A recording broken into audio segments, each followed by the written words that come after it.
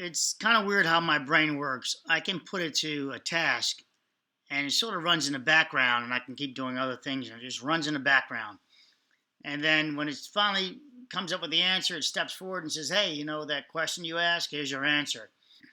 Well, I'm going to tie it into my man P's over here comment.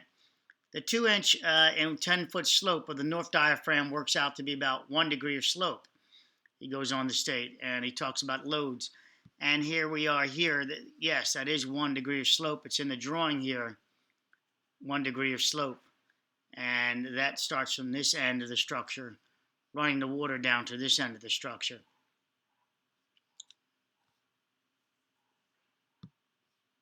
Bear with me.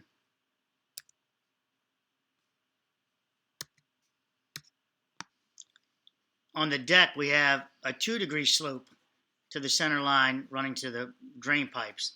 So you've got two directions of water flow. None of it going off the structure, staying on the structure, and then being directed into these inlets and, of course, out to the outlets.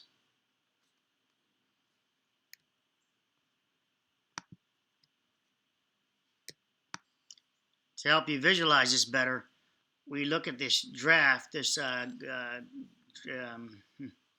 drawing using the graph paper, if you will, and we see these lines, or everything's square to these lines. So if I look at the bottom of the structure here, right about the bridge deck, it's above this, it's above and below this, it's in the square zone here, but if the line, plane line is here. If I use this one to base it on, and I slide down with my mouse here, you see that that's right about the underside of the, or right about equal with the landing, the first transition off the deck onto the bent, or whatever you want to call it, however you like to refer to it, the landing there. So you can see that's what it amounts to, that elevation. Now the question I asked myself was, why did they build this out of Plumb? And I just gave you a tip, a hint. So then what P was talking about was that pitch, or he was talking, well, we're working from there. Here's your elevation, 2819. That'd be the top of that pier. Over here should also be 2819. But it's not. They use a, they want this thing to have a little bit of different elevation changes from left to right. So 2819, this would drop down, you would think, right? No, the deck is built. The deck is built on an incline, but the pier cap, the top of this pier is reported to being level per the drawings. So right here is where it stops. Where I was talking, the 1 degree, the 1% is right there. That station. I'll show you this stuff another time, the stations and correlating numbers. But I want to show you that this is also has a different elevation, the bent here. Bear with me. So right below the same drawing, you have different elevations here.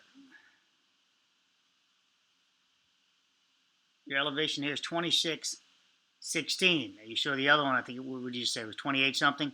So you can do the math, and you see the elevation changes. But it allows for the 1 degree, no more than 1% rather, for the handicap accessibility. They can't have a slope more than X amount, or you lose your handicap accessibility. 3/4 water pipe, and you must have it with handicap. If it's pedestrians, then wheelchairs count. So once again, this is 2616. This is also 2616. So it appears that these are designed to be level at the same equal elevation across the bent here, across this system here, and for you guys. And then this sits down on it, so this has to be symmetrical in shape, as it's being told it must be. Left side equals right side.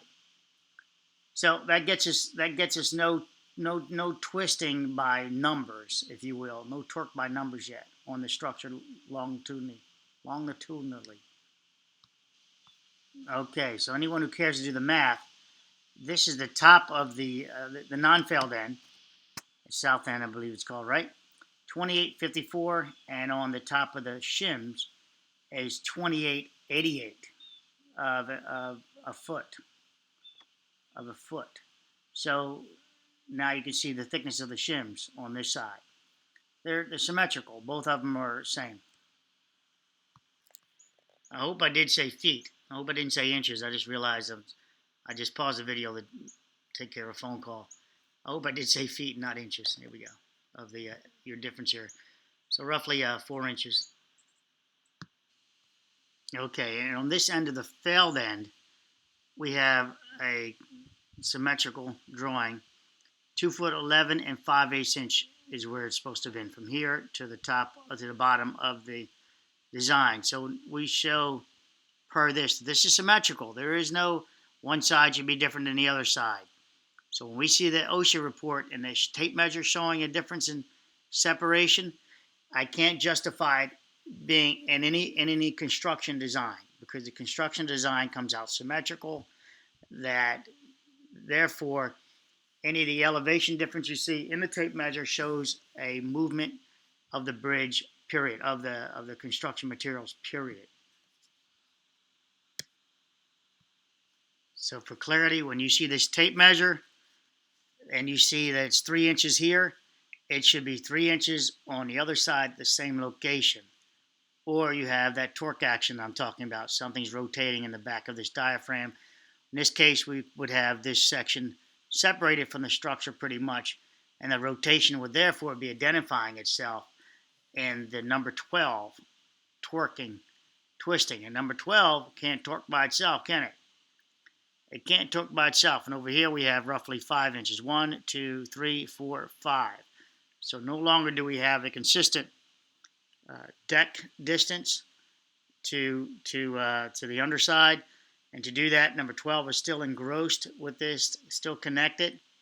So we have a twisting part of it, showing that torque again. Let me talk to you about why it's out of plumb now. Let me get to that. So as I said in the beginning of the video, I put my brain to work on a task, and then I can do other things. I just tell it what to work on in the background. It may pop up now and then, but I don't even give it attention. If it does, I go, nope, no answer yet. Don't even bother me with making me aware of what you're doing. Just do it. Like I'm telling a third person to do it almost.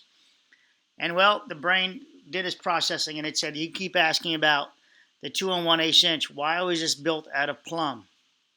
Why was this structure built out of plumb? And I said, I don't get why it was built out of plumb. It is so simple now. I already gave you the hint in the middle. It's 2 1/8 inch there, 2 1/8 inch there. Well, what happens when you put it on each one and it appears? It will now make this plumb. This will be plumb. But the thing is, did they build the base out of plumb? Did they build that base out of plumb also? Or is it just this? Because when you put this one elevation to the next, the base would have to be built out of plumb also to make this flat down here, and not cockeyed where it's now the load point that's even more concentrated on the shims. And that's why grouting was so important here, to get this thing grouted so it can have full contact. I would say this was built out of plumb. I don't know if they had the forethought. I don't see it here being the formwork. I don't know the formwork. They'd have to build the formwork out of plumb also to make this fit squarely on top of the shims, both ends. But if you were to put this in the bridge structure now, this would now no longer be out of plumb, I theorize, and would be straight up and down plumb. So as we look at this drawing, you can imagine now that if you were to put it on top of each pier cap, on top of each pier and bent respectively, that this would now make that square plumb, to be able to take this squarely with the pylon, the rest of the pylon design, and not have it that 2 1/8 inch out.